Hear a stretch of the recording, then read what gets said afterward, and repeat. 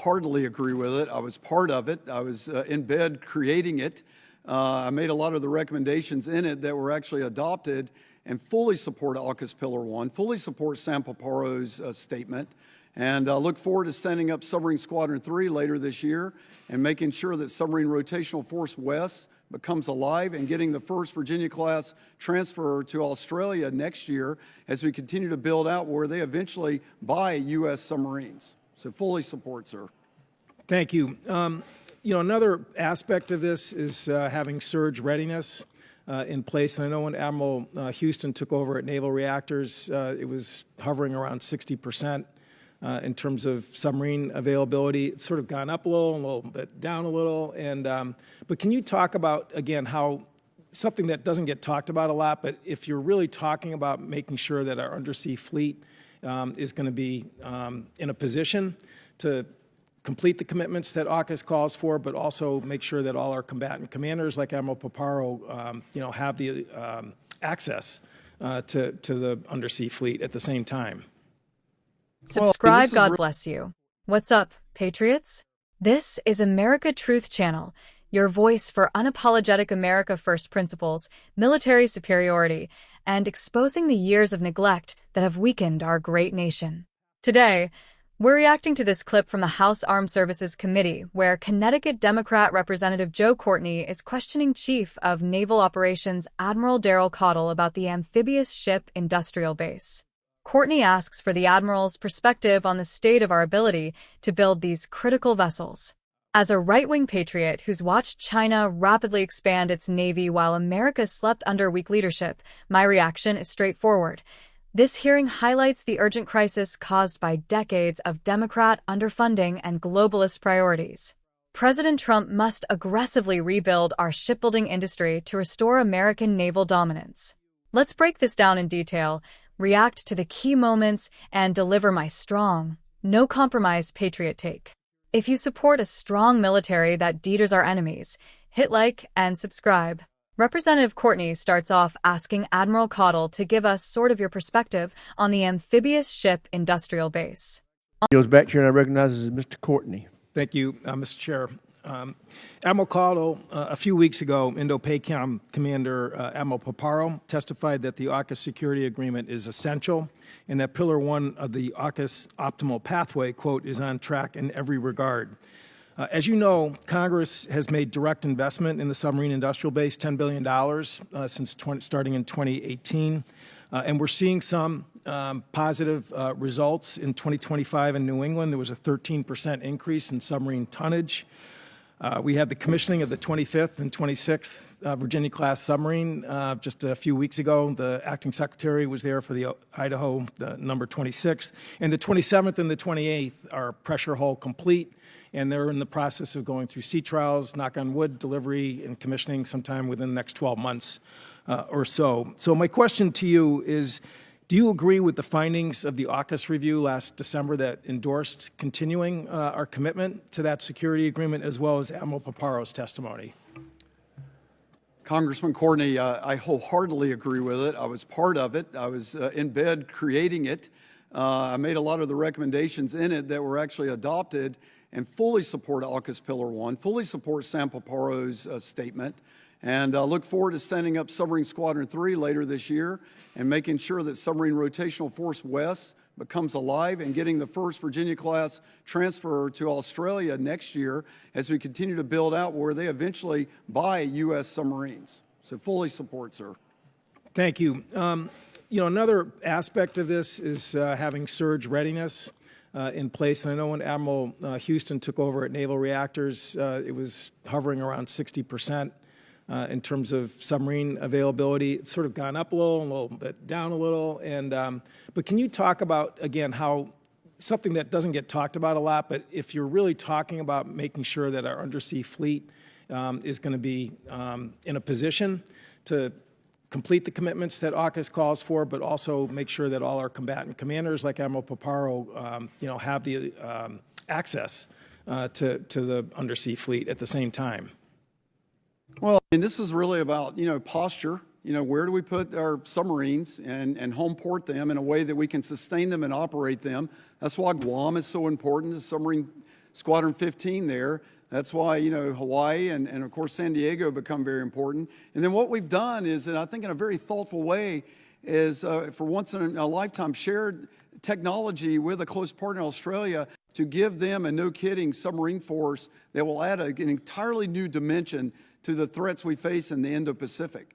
And so that under the submarine squadron and the way we will command and control that, working with the Australian Navy, who are great partners and have been for decades, will give Admiral Paparo access to those submarines as well. Thank you. So, and General Smith, along the same lines, I mean, making sure that the amphibious ship industrial base, both in terms of production and repair and maintenance, I mean, that's pretty key to making sure that we have the MU levels that you have, again, testified over the years about. Can you sort of give us sort of your perspective about where that those efforts, that enterprise stands? Sir, I can. What I base it on is a 3.0 ARGMU presence. The 31 amphibious warfare ships that are required by law are based on 80% readiness. And again, we're well below 80% readiness. So my requirement is a 3.0 ARGMU presence, and I'm agnostic as to how we improve the amphibious readiness. There's multiple ways you can do it. You can do optimized maintenance and force generation. You can do targeted service life extensions, and you can do new ship procurement or a combination of the three. And so I defer to my shipmate, Daryl Caudle, on how to meet that requirement. But both services agree that 31 ships is simply not enough for a 3.0 ARGMU presence. Achieving this requires increased investment. And again, PB27 is a significant down payment on this. Great, thank you. So I've only got a little bit of time left. Next week, the Sea Power Subcommittee is going to be holding its own sort of posture budget perspective. There will be many questions about the battleship program. You know, we're going from basically a poster board in December to $1 billion requested this year, $17 billion the following year. You know, the one lesson certainly in my time here is that before you start cutting steel, you got to make sure your design piece is done or pretty darn close to done. We have, you know, whether Zumwalt or LCS, I mean, the stories still haunt, I think, a lot of us here about the fact when that, you know, discipline is not sort of adhered to. But again, I'm running out of time, but I at least flag that for you and your team that, you know, we've got lots of issues and questions we want to explore on that. With that, I yield back. Gentleman yields back. Chair now recognizes the gentleman from Mississippi. On the surface, it sounds reasonable. We need these ships for power projection, Marine Corps operations, and responding to crises around the world. But patriots know the real story. Our amphibious fleet has been shrinking for years due to chronic underinvestment, shipyard delays, and woke distractions in the Pentagon. Admiral Caudle, a seasoned leader, likely responds with the hard facts. We need far more than the current 31 amphibious ships. The Marine Corps and Navy have requirements for 38 or more to meet combatant commander needs, especially with threats from China in the Pacific. As a right-wing patriot, I say this is a national security emergency. China is building ships at an alarming rate. They could have over 400 warships soon while we struggle to maintain our fleet. This isn't just about numbers. It's about the industrial base. American shipyards, skilled welders, engineers, and suppliers that have been hollowed out. Previous administrations, especially Biden's, prioritized green energy fantasies and endless foreign aid over rebuilding our defense industrial might. Watch as the Admiral explains the complexities, aging yards, supply chain problems, and the need for sustained funding and workforce development. Courtney, as a Democrat, might push for more spending, but we know their track record. They talk tough on defense when convenient but vote to cut budgets and impose DEI mandates that hurt readiness.